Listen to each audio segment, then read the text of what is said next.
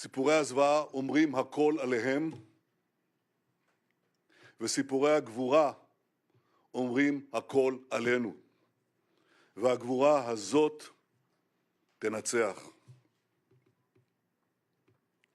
Mr. Secretary, your visit is another tangible example of America's unequivocal support for Israel. Hamas has shown itself to be an enemy of civilization. The massacring of young people in an outdoor music festival, the butchering of entire families, the murder of parents in front of their children and the murder of children in front of their parents, the burning of people alive, the beheadings, the kidnappings of a young boy, not only kidnapped, molested, hurt, attacked, and the sickening display of celebrating these horrors, the celebration and glorification of evil. President Biden was absolutely correct in calling this sheer evil.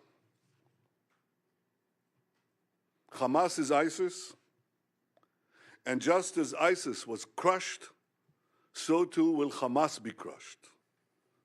And Hamas should be treated exactly the way ISIS was treated. They should be spit out from the community of nations. No leader should meet them. No country should harbor them. And those that do should be sanctioned. Tony, my friend,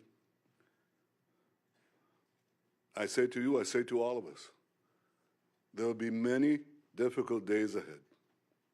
But I have no doubt that the forces of civilization will win.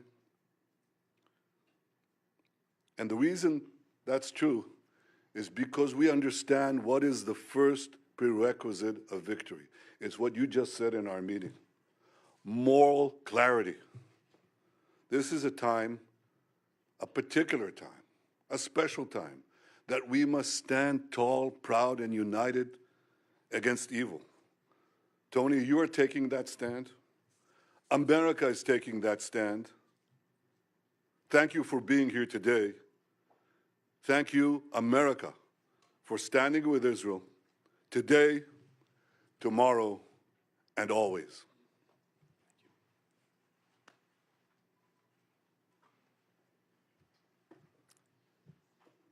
Mr. Prime Minister, I'm grateful to be back in Israel in this incredibly difficult moment for this nation, but in fact, for the entire world. If you'll permit me, personal aside, I come before you not only as the United States Secretary of State, but also as a Jew. My grandfather, Maurice Blinken, fled pogroms in Russia. My stepfather, Samuel Pizar, survived concentration camps, Auschwitz, Dachau, Majdanek. So, Prime Minister, I understand on a personal level the harrowing echoes that Hamas's massacres carry for Israeli Jews, indeed, for Jews everywhere. I also come before you as a husband and father of young children. It's impossible for me to look at the photos of families killed, such as the mother, father, and 3 small children murdered as they sheltered in their home in Kibbutz near Oz, and not think of my own children. This was just one of Hamas's countless acts of terror. In a litany of brutality and inhumanity that, yes, brings to mind the worst of ISIS. Babies slaughtered, bodies desecrated, young people burned alive, women raped, parents executed in front of their children, children in front of their parents.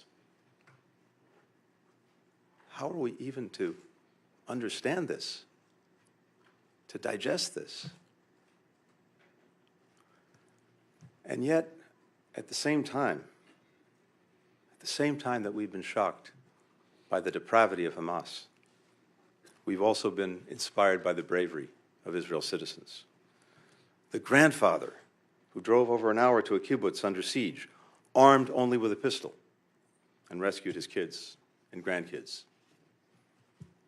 The mother who died shielding her teenage son with her body, giving her life to save his, giving him life for a second time. The volunteer security teams on the kibbutzes who swiftly rallied to defend their friends and neighbors despite being heavily outnumbered. And we're lifted by the remarkable solidarity of the Israeli people, demonstrated in the long lines of people giving blood, in the hundreds of thousands of reservists who've mobilized, some rushing home from abroad, people around the country opening their homes to fellow citizens displaced from the south. The people of Israel have long and rightly prided themselves on their self-reliance, on their ability to defend themselves, even when the odds are stacked against them. The message that I bring to Israel is this: you may be strong enough on your own to defend yourself, but as long as America exists, you will never ever have to. We will always be there by your side. That's the message that President Biden delivered to the Prime Minister from the moment this crisis began. It's the message that I and my other colleagues in the government have delivered to our Israeli counterparts on a daily, even an hourly basis. It's the message that I bring with me to our discussions today, and it's what I'll affirm when I meet with the members of Israel's newly formed national emergency government. We welcome the government's creation and the unity and resolve that it reflects across Israel's society. We're delivering on our word, supplying ammunition, interceptors, to replenish Israel's Iron Dome, alongside other defense materiel. First shipments of U.S. military support have already arrived in Israel, and more is on the way. As Israel's defense needs evolve, we will work with Congress to make sure that they're met. And I can tell you, there is overwhelming bipartisan support in our Congress for Israel's security. Here in Israel and everywhere, we will reaffirm the crystal clear warning that President Biden issued yesterday to any adversary, state or non-state, thinking of taking advantage of the current crisis to attack Israel. Don't. The United States has Israel's back. We've deployed the world's largest aircraft carrier to the Eastern Mediterranean. We bolstered the presence of U.S. fighter aircraft in the region. We're providing other support as well. We continue working closely with Israel to secure the release of the men, women, children, elderly people taken hostage by Hamas. We're pursuing intensive diplomacy throughout the region to prevent the conflict from spreading, and I'll be doing that over the course of my trip in the coming days. Too often in the past, leaders have equivocated in the face of terrorist attacks against Israel and its people. That's why we've been adamant with all countries in the wake of these attacks. There is no excuse. There is no justification for these atrocities. You heard the Prime Minister say it. This must be a moment for moral clarity. The failure to unambiguously condemn terrorism puts at risk not only people in Israel, but people everywhere. Look at what just happened. Individuals from 36 countries killed or missing in the aftermath of Hamas's attacks. Europe, Asia, Africa, the Americas, no region has escaped Hamas's bloody reach. Anyone who wants peace and justice must condemn Hamas's reign of terror. We know Hamas doesn't represent the Palestinian people or their legitimate aspirations to live with equal measures of security, freedom, justice, opportunity, and dignity. We know Hamas instead of promoting the well-being of its citizens, rules repressively and dedicates the resources it has to terror tunnels and rockets. We know Hamas didn't commit its heinous acts with the interests of Palestinian people in mind. We know Hamas does not stand for the future that Palestinians want for themselves and for their children. Hamas has only one agenda: to destroy Israel and to murder Jews.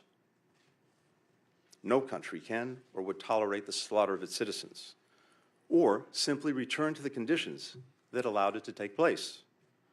Israel has the right, indeed the obligation, to defend itself and to ensure that this never happens again.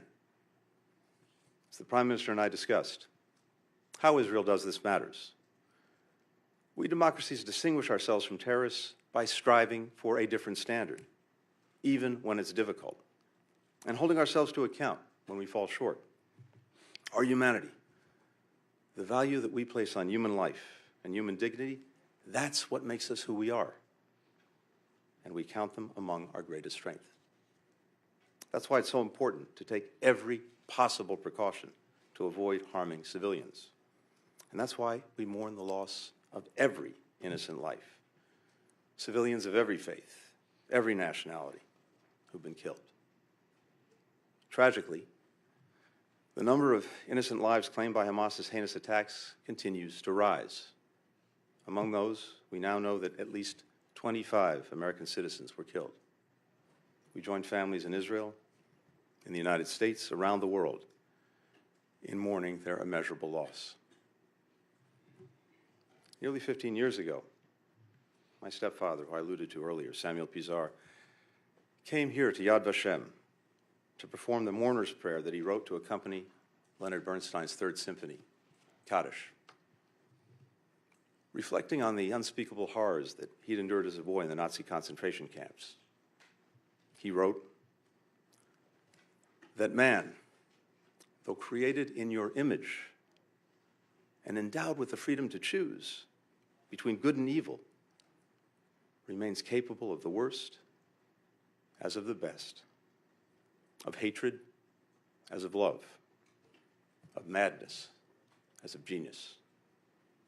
In this moment, where evil, hatred, and madness have once more taken so many innocent lives, we must stand together, resolved to confront what is worst among humanity with what is best. We must provide an alternative to the vision of violence and fear, nihilism and terror presented by Hamas. That is what the United States will do, standing with Israel, working together with its people, and all those in this region who remain committed to the vision of a more peaceful, more integrated, a more secure, a more prosperous Middle East. Thank you very much.